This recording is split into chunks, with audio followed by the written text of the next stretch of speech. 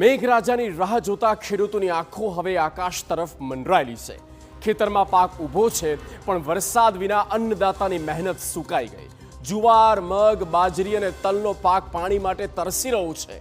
પશુઓ માટે ઘાસચારાની ચિંતા ઘેરી બની। કચ્છ, દેવભૂમિ દ્વારકા સુધી વરસાદની ખોટ અને ખેડૂતો માટે મુશ્કેલીનું મોટું કારણ બની।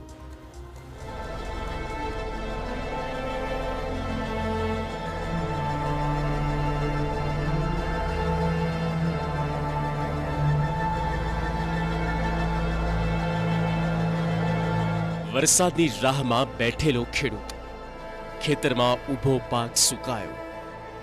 મહેનતના મહિનાઓ થયા, વરસાદના એક એક ટીપાની રાહ। જો મેઘરાજા હવે નહીં વરસે તો અન્નદાતાને આ દુકાળ દુખી કરશે। વરસાદની રાહ જોતા ખેડૂતોની ચિંતા હવે વધી। એક તરફ વરસાદ ખેંચાતા ખેતરોમાં ઊભા પાકમાં સંકટ તોળાયું, બીજી તરફ વરસાદના અભાવે ખેડૂતોને દુકાળ જેવી સ્થિતિનો સામનો કરવો પડ્યો।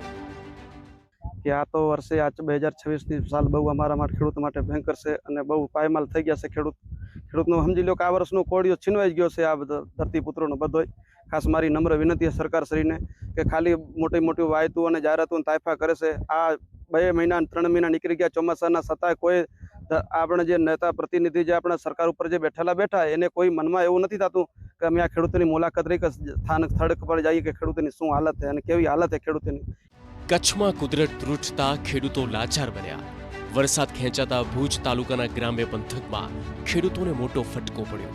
ભુજ તાલુકાના 10 થી 12 ગામડામાં વરસાદ ખેંચાતા ખેતી પાક પર સંકટ તોળાયું। જુવાર, મગ, બાજરી, તલ, ગુવાર અને એરંડાના પાક પાણીના અભાવે ખેતરમાં સુકાયા। ખેડૂતોનો દાવો છે કે અમારી ખેતી વરસાદ પર આધારિત છે। મેઘરાજા રૂઠે અને ખેતરમાં કોઈ ઉત્પાદન થાય તેવી આશા નથી રહી। વરસાદના અભાવે પશુઓ માટે ઘાસચારો પણ ખૂટી પડ્યો। ખેડૂતોની માંગ છે કે સરકાર તાત્કાલિક સહાય જાહેર કરે અને પશુઓ માટે ઘાસચારો આપે। સિંચાઈ માટે પાણી આપવા પણ ખેડૂતો રજૂઆત કરી રહ્યા છે।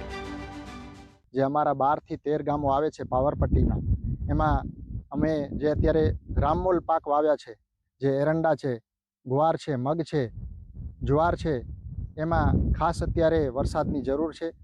ખેડૂતે એને જાનત્રોડથી મહેનત કરી અને ભગવાન ભરોસે જે ખેતર પોતાના વાવ્યા છે એનામાં વરસાદ અત્યારે નથી પડ્યો, એમાં ખેડૂત બહુ દુઃખી છે। મેઘરાજાની લાંબી ખોટથી ખેતી પર તેની સીધી અસર જોવા મળી અને હવે ખેડૂતોની નજર આકાશ તરફ મંડાઈ છે। સમયસર વરસાદ નહીં પડે તો પાકને નુકસાન સાથે ખેડૂતોની મુશ્કેલી પણ વધુ ઘેરી બની શકે।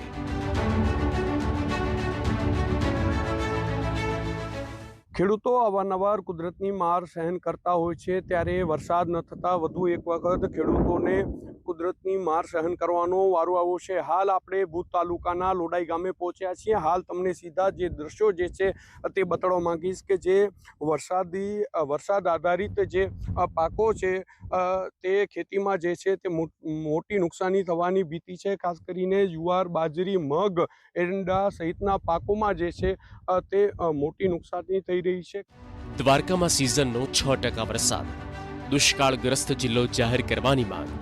કોંગ્રેસે ખેડૂતોને સાથે રાખી રેલી યોજી। દેવભૂમિ દ્વારકામાં મેઘરાજાની લાંબી રાહ હવે ખેડૂતોની ચિંતા વધી। ચોમાસાની સિઝનમાં જિલ્લામાં અત્યાર સુધી માત્ર 6% વરસાદ એટલે 94% વરસાદની ઘટ। ખેતરમાં પાક સામે જોખમ છે અને પશુપાલકો સામે ઘાસચારાની ચિંતા। આ સ્થિતિ વચ્ચે કૃષિમંત્રી જીતુ વાઘાણીના દ્વારકાધીશ ધ્યાન રાખશે આ નિવેદનને લઈને ખેડૂતો અને કોંગ્રેસમાં આક્રોશનો માહોલ છે। ખેડૂતો અનોખી રીતે વિરોધ કરતા જિલ્લા કલેક્ટર કચેરી પહોંચ્યા અને સરકારને પોતાની વ્યથા કહી। માંગ એક જ છે કે સરકાર કંઈક મદદ કરે। દેવભૂમિ દ્વારકામાં વરસાદ ખેંચાતા આ ચિંતા દિવસે ને દિવસે વધી રહી છે। ચોમાસાની સિઝનમાં અત્યાર સુધી માત્ર 6% વરસાદ અને 94% વરસાદની ઘટ રહેતા ખેડૂતો સામે પાક બચાવવાની ચિંતા છે। સૌની યોજનાનું નદીમાં પાણી નાખી અને જો સાની સિંચાઈ યોજના અને મેઢાક્રીક સુધી પાણી પહોંચાડવામાં આવે તો એના કાંઠાળાના 50 થી 60 ગામોને નભી શકે, પિયત મળી શકે। એને એ ખેતીવાડી જો થાય તો આજુબાજુના ગામડાઓમાં જે ખેત મજૂરો છે એને રોજીરોટી મળી જાય। આ ચિંતાની વચ્ચે ખેડૂતો અને કોંગ્રેસના આગેવાનો મોટી સંખ્યામાં જિલ્લા કલેક્ટર કચેરી પહોંચ્યા હતા અને તેમણે રજૂઆત કરી હતી. દ્વારકા જિલ્લામાં 6% વરસાદ, 94% વરસાદની ઘટ અને ઉપરથી દાજિયા ઉપર ડામ દેતા હોય એવી રીતે રાજ્યના કૃષિ મંત્રી જીતુભાઈ વાઘાણી એમ કહે કે એ તો દ્વારકાધીશ ધ્યાન રાખશે. એટલે આજે અમે પહેલા કલેક્ટર પાસે આવતા પહેલા દ્વારકાધીશને પ્રાર્થના કરી, બધા જ ખેડૂતોએ સાથે મળી અને વિનંતી કરી કે સૌથી પહેલા તો આ જીતુભાઈને સદબુદ્ધિ આપો.